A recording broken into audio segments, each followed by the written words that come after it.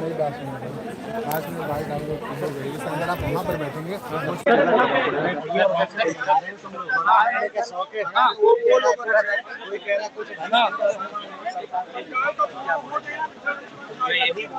परीक्षाओं में अनियमितता चल रही है। यूपीएसआई के स्कोर कार्ड की बच्चे बहुत लंबे समय से मांग कर रहे हैं, तो स्कोर कार्ड बच्चों को दिया जाए और बार बार आग्रह किया है और उसी के लिए आप छात्र सभी यहाँ क्यों नहीं दे रही है गवर्नमेंट। अब सर ये तो गवर्नमेंट ही जान सकती है, बाकी सरकार का और आयोग का कहना तो ये है कि हम पारदर्शिता चाहते हैं। तो पारदर्शिता नंबर देखने के बाद आपने एग्जाम दिया और आपका यही पता ना चले कि मेरे नंबर कितने आए हैं, कितना नॉर्मलाइजेशन हुआ है, तो आप क्या कहोगे पारदर्शिता है।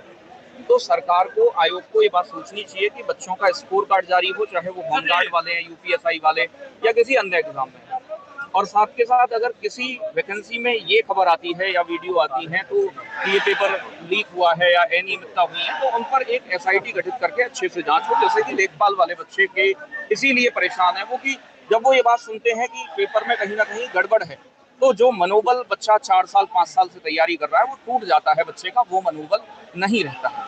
तो उसी की मांग करने के लिए सभी छात्र यहाँ जमा हुए हैं और हम छात्रों के अभिभावक हैं, पेरेंट्स मानो हमें, हम पढ़ाते हैं और हम लगातार ये चाहते हैं कि इन गरीब बच्चों का सपना पूरा हो, जो कि लगातार ये बहुत दूर दूर से बच्चे आए हैं और इसीलिए आए हैं कि इनकी जो जेन्युइन मांग है वो सुनी जाए। 300 किलोमीटर अलग डिस्ट्रिक्ट से जो स्टूडेंट्स आए हुए हैं अपनी मांग को लेके, और सबका एक ही मांग है कि जो स्कोर कार्ड है उनको मिले जारी किया जाए। क्या लगता है सर कि स्टूडेंट बैठे हुए हैं, बिल्कुल मांग पूरी बिल्कुल सुनेगी, हमने चुनी है सरकार, तो सरकार के साथ भाई हम हर तरीके से चुनी हुई सरकार है, हमारा कोई नेता से विरोध नहीं है, लेकिन अगर गलत नीति है तो उसके साथ हम जरूर खड़े होंगे। आप भी एक शिक्षक है, आपको डर नहीं लगता है? देखो डर किस चीज का, जब तुम अगर गलत हो तो डर लगेगा।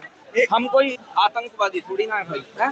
हम तो एक शिक्षक है, हम बच्चों को पढ़ा रहे हैं, तो डर किस चीज का होना चाहिए? डर कब होगा जब तुम गलत करोगे। तुम्हें भी डर लगता है? बताइए आप, बहुत सारे किस चीज का डर होना चाहिए? उनका कहना है कि उनका कोचिंग देखो ऐसा है कि सरकार प्रशासन कर रहा है, लेकिन नीति वो भी गलत है, हम उसका भी विरोध करेंगे। जहां बुलडोजर चलना चाहिए लुटेरों के, पेपर चोरों के घर पे, वहां आज वही काम योगी जी करा रहे हैं छात्रों के साथ। तो भाई ये प्रशासन जो भी नीति अपना रहा है, तो हम तो सिर्फ ये कह रहे हैं कि ये जो मांगे हैं, हमारी बेसिक मांगे, उन्हें मान लिया जाए। इससे ज्यादा हमारी कोई डिमांड है नहीं। जो छात्र डिटेन किए गए हैं उनकी अभी क्या स्थिति है, जरा एक बार बताइए। सर मेरी अभी नजर में कहाँ डिटेन हुए हैं वो आया नहीं। आज नहीं, जो पिछली बार जो 2 प्रतियोगी छात्र, उनसे मेरा कोई चर्चा हो नहीं पाया है, अगर होगा तो मेरी नजर में है नहीं। वो प्रयागराज में, हाँ जी शायद मैंने सुना है सर, तो वो मेरी नॉलेज के बाहर है सर।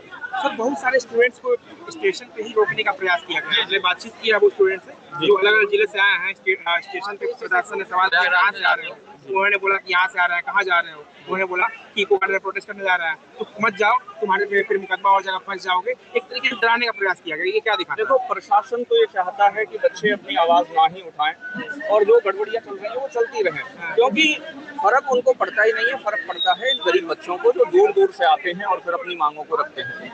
तो बस यही कहूँगा मैं। अंकित चौधरी जिंदाबाद, जिंदाबाद, जिंदाबाद। तो ये